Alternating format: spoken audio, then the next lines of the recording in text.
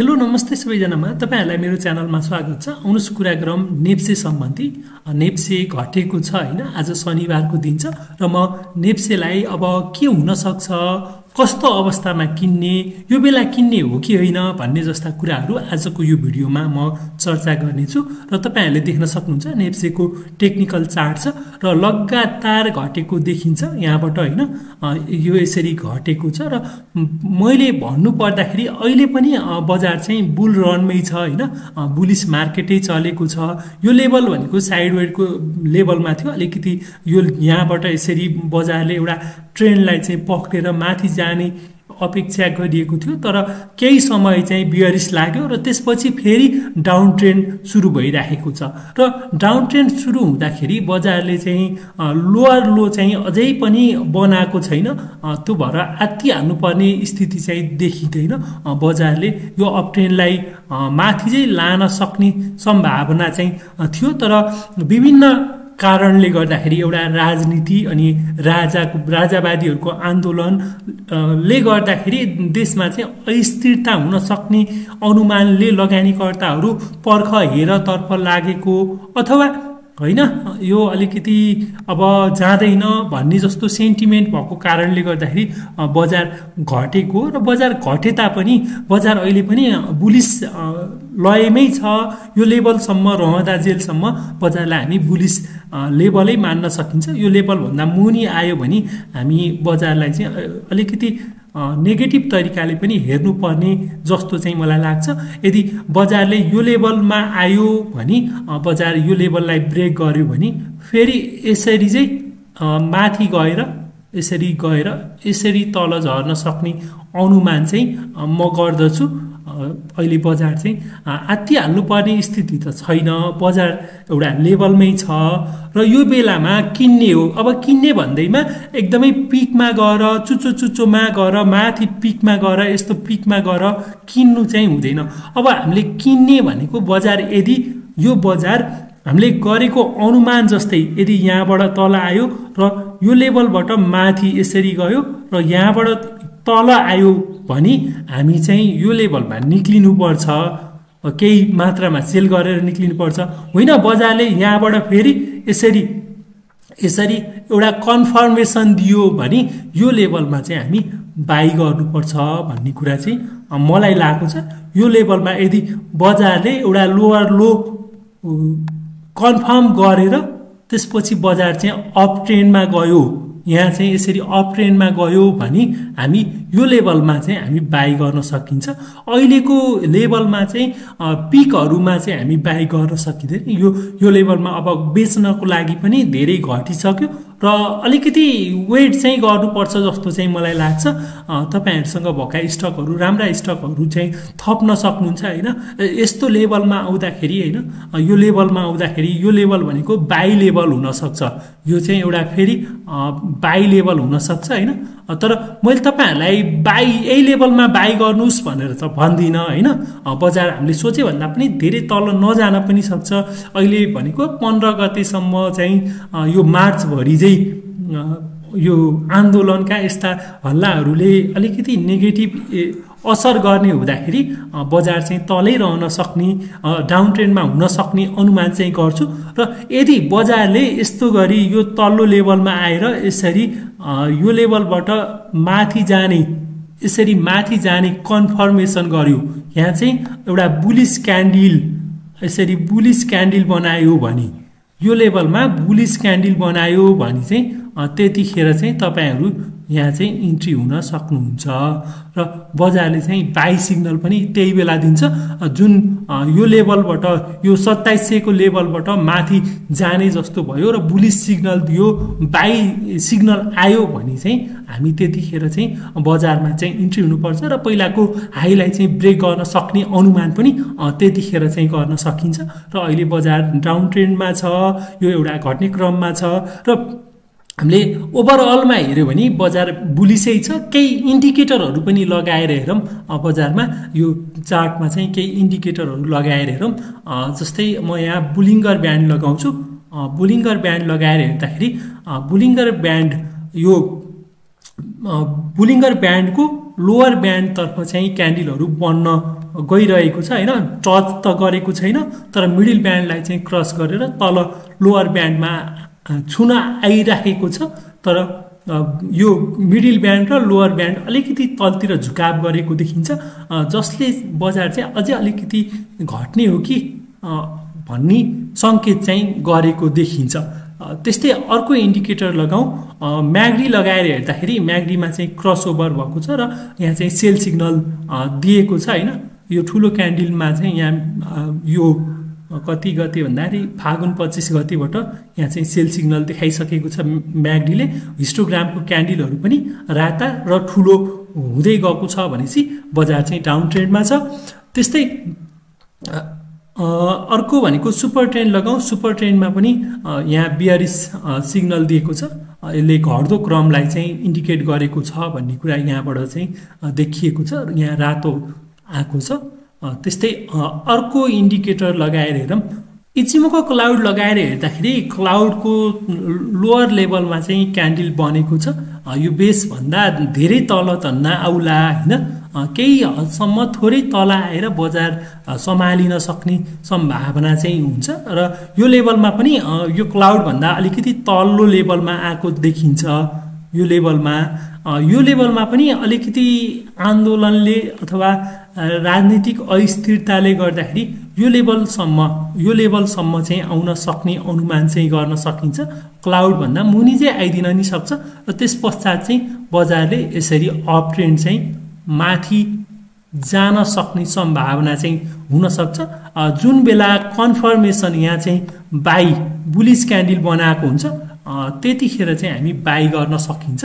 त्यो लेभल भनेको तपाईहरुले पनि बुझ्नुहुन्छ र त्यो लेभल भनेको चाहिँ के छ भन्दाखेरि तपाईहरुले पनि यो लेभलसम्म चाहिँ कुर्नुपर्ने हुन सक्छ।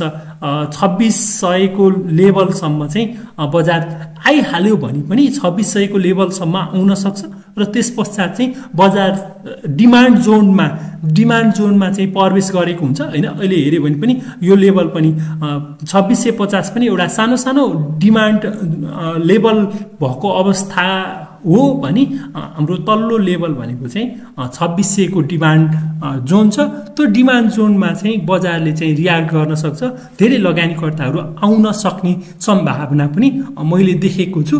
त्यस्तै हामी सेक्टर वाइज पनि कुरा गरौँ। सेक्टर वाइज कुरा गर्दाखेरि अब सबै सेक्टरहरू त किन्न सकिँदैन होला, केही सेक्टरहरू राम्रा आफूलाई मनपर्ने सेक्टरहरू तपाईहरुले किन्न सक्नुहुन्छ। सेक्टर वाइज हेर्यो भने लाइफ इन्सुरेन्स अहिले घट्दो क्रममा छ, अहिले तत्कालै आत्तिएर गइहाल्नु पर्ने अवस्था छैन हैन। यो सेक्टर वाइजमा कुरा गर्दैछु र तपाईहरुले कुनै स्टक छ भने यो भिडियोको कमेन्ट बक्समा कमेन्ट गर्नुलाई म त्यो इन्डिभिजुअल स्टकलाई पनि एनालाइसिस गरेर भिडियो बनाएर राखिदिनेछु र तपाईहरुको मनपर्ने स्टक यहाँ चाहिँ हेर्नु होला। समग्रमा हेर्यो भने लाइफ इन्सुरेन्स सेक्टर चाहिँ अलिकति पर्खर हेरको अवस्थामा चाहिँ छ। यो डाउन ट्रेन्ड घट्दो अवस्थामा छ भनेपछि एकछिन चाहिँ वेट गर्नुपर्छ। समग्रमा हेर्दाखेरि डेभलपमेन्ट ब्याङ्क चाहिँ हामी एउटा डिमान्ड जोनमा आएर बसेको छ। यदि यो लेभलभन्दा मुनि यहाँभन्दा मुनि आयो भने हामी एकछिनको लागि चाहिँ वेट गर्नुपर्ने हुन्छ। यो लेभलभन्दा मुनि आयो भने यहाँ चाहिँ यो लेभलभन्दा मुनि आइहाल्यो भने बजार चाहिँ डाउन ट्रेन्डमा जान सक्छ। यदि यहीँबाट स्थिर भएर माथि जाने जस्तो भयो भने तपाईले चाहिँ लगानी गर्न सक्नुहुन्छ। त्यस्तै इन्भेस्टमेन्ट सेक्टर हेर्यो भने पनि यहाँ चाहिँ डाउन ट्रेन्डमै देखाएको छ, यसलाई पनि एकछिन पर्खिनुपर्छ। इन्डिभिजुअल स्टकहरू हेर्नु होला। ब्याङ्किङ सेक्टर हेर्यो भने ब्याङ्किङ सेक्टर पनि घट्दो क्रममै देखिन्छ। हामीले स्टक वाइजै हेर्नुपर्छ। ब्याङ्किङ सेक्टरमा पनि अब जस्तो के हुन्छ भन्दाखेरि यदि बजार बढ्यो भने एउटा सानोतिनो र्यालीहरू चाहिँ आइराख्न सक्छ। जस्तै तपाईले के बुझ्नुस् भन्दाखेरि यो निकाको चार्ट छ हैन, यो निका भन्ने स्टकको चार्ट छ र यसमा पनि जसरी हामीले हेरेको छ यो स्टकको चार्ट चाहिँ के छ भन्दाखेरि यसरी एउटा स्विङ चाहिँ आउन सक्छ। यो लेभलमा चाहिँ स्विङ आउन सक्छ यसरी अप ट्रेन्डमा हैन। त्यो भएर घट्दो बजार छ हैन। यो लेभलमा त हामी बाई गर्दैनौँ, यो लेभलमा त सेलै हो गर्ने हैन। यस्तै यहाँ चाहिँ यस्तो अवस्था चाहिँ आउन सक्छ। यसरी घटेको बजार यहाँबाट बिस्तारै यसरी माथि गइदिन सक्छ। ठुलो स्विङ नआए पनि सानो स्विङहरू हामीले क्याप्चर गर्न सकिन्छ, लिन सकिन्छ, भेटाउन सकियो भने पनि राम्रो हुन्छ जस्तो लाग्छ। इन्डिभिजुअल स्टकै हेर्नुपर्छ होइन। अहिलेको अवस्थामा चाहिँ त्यस्तै होटेल सेक्टर छ, होटेल सेक्टर चाहिँ एउटा लेभलमा आएर बसेको छ होइन। यो लेभलभन्दा तल आयो भने अलिकति तल चाहिँ सस्तोमा किन्न पाइन्छ र यो एउटा लेभलमा छ। यो लेभलभन्दा पर्खिनु छैन, केही किन्नको लागि केही दिन चाहिँ पर्खिनु भयो भने राम्रो हुन्छ। यदि यहीँ सस्टेन भयो र बजार माथि जाने जस्तो भयो भने तपाईँले चाहिँ यही लेभलमा चाहिँ यहीँ सस्टेन भएर अनि बजार चाहिँ यहीँबाट माथि जाने जस्तो भयो भने त्यतिखेर चाहिँ किन्न सक्नुहुन्छ। त्यस्तै अदर सेक्टर हेरौँ। अदर सेक्टर हेर्दाखेरि अदर सेक्टरमा चाहिँ अदर सेक्टरमा पनि छ होइन। अदर सेक्टर पनि डाउन ट्रेन्डमा देखिन्छ होइन। एउटा मुभ माथि पुगेर अनि तल झर्ने डाउन ट्रेन्डको यात्रा गरेको छ भनेपछि केही समय चाहिँ हामी पर्खिनु चाहिँ उचित हुन्छ जस्तो लाग्छ। माइक्रो फाइनेन्स हेऱ्यो भने पनि माइक्रो फाइनेन्स पनि एउटा डिमान्ड जोनको लेभलतिर आउँदैछ भनेपछि यो लेभलबाट यदि बजार तल झऱ्यो भने हामीले सस्तोमा पाइयो, वेटै गर्नु पर्यो होइन। यहाँबाट माथि जाला जस्तो भयो र क्यान्डलहरूले चाहिँ बाई सिग्नल दियो भने चाहिँ त्यतिखेर चाहिँ इन्ट्री हुँदाखेरि राम्रो हुन्छ। त्यस्तै हाइड्रो पावरको कुरा गर्यो भने पनि हाइड्रो पावर डाउन ट्रेन्डमा देखाउँछ। समग्रमा चाहिँ यो सेक्टर चाहिँ डाउन ट्रेन्डमा देखाउँछ र घटेको पनि छ होइन। अब पिकमा गएर किन्नु चाहिँ हुँदैन। अब जस्तै यो स्टक छ होइन, यो भूगोल इनर्जी डेभलपमेन्ट कम्पनी लिमिटेड भन्ने छ। यसले एउटा चरण चाहिँ पार गरिसक्यो, यो लेभलमा सेल गरिसक्नु भएको छ होला भन्ने चाहिँ मलाई चाहिँ लाग्छ होइन। यो लेभलमा तपाईहरुले सेल गरिसक्नु भएको छ र यो डाउन ट्रेन्ड छ। अब यो लेभलबाट यसरी यो घट्दै छ भनेपछि एउटा पोइन्टमा नआउँदा जेलसम्म तपाईले चाहिँ खरिद चाहिँ गर्नु भएन। एउटा लेभलबाट बल्ल माथि जान खोज्छ, त्यो हुँदाखेरि अहिले घट्दो क्रममा अनि घट्ने स्टकहरु माथि माथि गएका स्टकहरुलाई चाहिँ हामी छुनै हुन्न। हामीले कस्तो अवस्थामा चाहिँ के गर्नु पर्यो भन्दाखेरि यो लेभलबाट यसरी घट्दै छ भने यसरी चाहिँ बजारले चाहिँ पिकहरु बनाएर यसरी घटेको हुन्छ र जुन बेलामा बजार चाहिँ माथि जान खोज्छ, यही चाहिँ साइडवेजको रूपमा बसेर यसरी माथि जान खोज्छ, यसरी हायर हाई बनाउँदै जान्छ भने प्रत्येक हायर लोमा चाहिँ हामीले के गर्नु पर्यो, यो चाहिँ हायर लोमा चाहिँ के गर्नु पर्यो, खरिद गर्न चाहिँ सकिन्छ। यसरी यो हायर लोमा चाहिँ प्रत्येक हायर लोमा चाहिँ के गर्नु पर्यो, खरिद गर्नु पर्यो। त्यसपछि तपाईले चाहिँ बल्ल नाफा कमाउनुहुन्छ। अहिलेको लागि चाहिँ मैले चाहिँ सबैभन्दा बेस्ट भनेको केही स्टकहरु आएको छ भने चाहिँ त्यस्तो अवस्थामा चाहिँ ती स्टकहरुलाई चाहिँ खरिद गर्न सकिन्छ। एउटा लेभलमा आएको डिमान्ड जोन लेभलमा आएको स्टकलाई चाहिँ खरिद गर्न सकिन्छ। होइन भने अहिले तत्कालको लागि चाहिँ स्टकहरु चाहिँ होल्ड गरेरै आफूसँग भएको स्टकहरु होल्ड गर्ने र पर्खेर बस्यो भने राम्रो हुन्छ जस्तो लाग्छ। त्यस्तै म्यानुफ्याक्चर सेक्टरमा गयो भने पनि यो चाहिँ एकदमै घट्दै क्रममा छ हैन। यो एक लेभलमा चाहिँ माथि गएको छ र घट्दो क्रममा छ। अब यसमा हेर्यो भने पनि हामीले शिवमलाई मैले हेर्न चाहे, शिवम चाहिँ एउटा डिमान्ड जोनकै लेभलमा आउन सक्ने सम्भावना चाहिँ देखिन्छ हैन। यो लेभलबाट हामीले कसरी हेर्नुस् भन्दाखेरि यो लेभल चाहिँ डिमान्ड जोन हुन सक्ने सम्भावना हुन्छ के। यो लेभलमा यसरी हेर्नु भयो भने यो लेभलबाट यसरी हामीले रेखाहरु तान्न सकिन्छ हैन। सबभन्दा बेस्ट तानेरै देखायो भने चाहिँ राम्रो हुन्छ जस्तो लाग्यो। यो लेभल चाहिँ डिमान्ड जोन हुन सक्छ। यो डिमान्ड जोनमा आउँदाखेरि यो जोनमा डिमान्ड जोनमा आउँदाखेरि तपाईहरुले चाहिँ यो लेभलमा आउँदाखेरि यो स्टक चाहिँ किन्न सक्नुहुन्छ। किन भन्दाखेरि यो लेभलमा चाहिँ धेरै पल्ट टच गर्न आइराखेको छ र यही लेभलबाट बजार चाहिँ फर्केको हुँदाखेरि यसरी यो लेभलबाट माथि जान सक्ने सम्भावना चाहिँ अपट्रेन्ड लिने सम्भावना चाहिँ ज्यादा हुन्छ। त्यो भएर यो लेभललाई चाहिँ कुर्नु होला, त्यो नै उचित हुन्छ हैन। अहिले बजार तत्कालै आत्तिएर बजारमा इन्भेस्टमेन्ट गर्नुभन्दा केही समय चाहिँ रोकिनु नै बेटर हुन्छ जस्तो लाग्छ। हाइड्रो पावर हेर्यो भने हाइड्रो पावर पनि डाउन ट्रेन्डमा छ। माइक्रो फाइनेन्सको कुरै गर्नु पर्न, यो पनि एउटा डिमान्ड जोनमा चाहिँ आउन लागेको छ। यो लेभलमा आयो भने तपाईहरुले पनि हेर्नु होला, बजार चाहिँ अलिकति तल्लो लेभलमा चाहिँ आउनु पर्यो। यो लेभलभन्दा अलिकति तल आयो भने, यो लेभलमा आयो भने तपाईले इन्डिभिजुअल स्टकहरु आएर हायर लोमा चाहिँ किन्न सक्नुहुन्छ। यदि बजार चाहिँ माथि जाने निश्चित भयो भने त्यस्तै नन लाइफ हेऱ्यो भने पनि नन लाइफ पनि एउटा डिमान्ड जोनकै लेभलमा आउन लागेको देखिन्छ होइन। यसरी हेऱ्यो भने यो एउटा डिमान्ड जोनकै लेभलमा आउन लागेको देखिन्छ। तपाईँहरूले इन्डिभिजुअल स्टकको चार्ट चाहिँ हेर्नुपर्ने हुन्छ।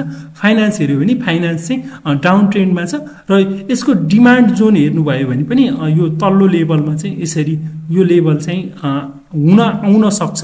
तपाईँहरूले पनि अध्ययन गरेर चाहिँ लगानी गर्न सक्नुहुन्छ होइन। यो लेभलमा यदि यो लेभलभन्दा तल आयो भने त झन् सस्तोमा पाइने भयो, पर्खेर बसे भयो होइन। यो लेभलमा बजार चाहिँ केही बेर सस्टेन गर्छ, यो फाइनेन्स सेक्टर चाहिँ सस्टेन गर्छ र त्यसपछि माथि जान खोज्यो भने त्यतिखेर चाहिँ तपाईँले चाहिँ बाई गर्न सक्नुहुन्छ। र यो लेभलमा चाहिँ बजार चाहिँ यसरी चाहिँ यो लेभलमा यसरी घटेको छ भने एउटा डिमान्ड जोन चाहिँ एउटा लेभलमा चाहिँ सस्टेन हुन्छ केही समयको लागि र त्यस्तो बेलामा चाहिँ हामीले केही राम्रा स्टकहरू उठाउन सकियो भने नाफा हुन्छ। र सेयर बजार एकदमै जोखिमको क्षेत्र हो र तपाईँहरूले लगानी गर्दै हुनुहुन्छ भने आफ्नै अध्ययनको आधारमा लगानी गर्नुहोला। र समग्रमा भन्नुपर्दाखेरि कमाउने भन्दा गुमाउने धेरै हुन्छन् सेयर बजारमा। तपाईँहरू अध्ययन गर्नुहोला। शुभ दिन भन्दै बिदा हुन्छु। हस्त, धन्यवाद।